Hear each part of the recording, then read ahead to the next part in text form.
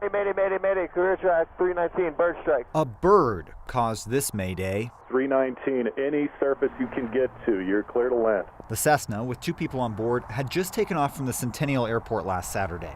The damage was so bad, the plane couldn't make it back to the runway.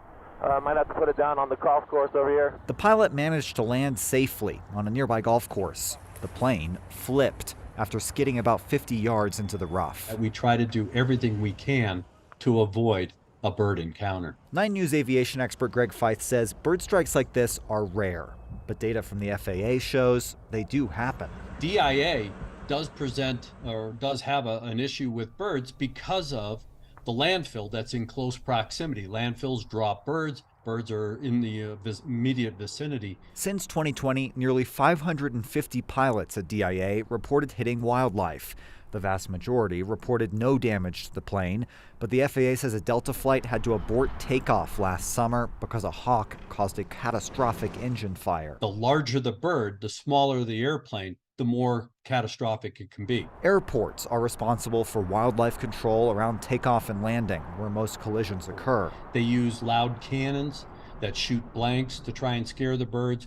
A lot of airports use dogs to go out there and chase all of the ground-based or grass-based birds out of the area. But he says there's only so much pilots can do. After all, the skies are the birds' domain. We operate in their environment, and so we have to be cognizant of that as pilots.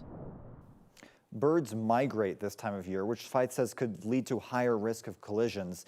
He says pilots routinely research bird activity near airports where they fly, and migratory patterns are sometimes even indicated on aeronautical charts. This really shouldn't surprise us, but somehow it still does seem kind of wild to me. That birds are this present around planes. Right, especially during takeoff and landing, less so in actual flight at cruising altitudes. But when you're coming into the airports, think about just how much land is around DIA, where there's nothing but habitat for birds to live. It makes sense, as scary as it is. Okay, Cole, thank you.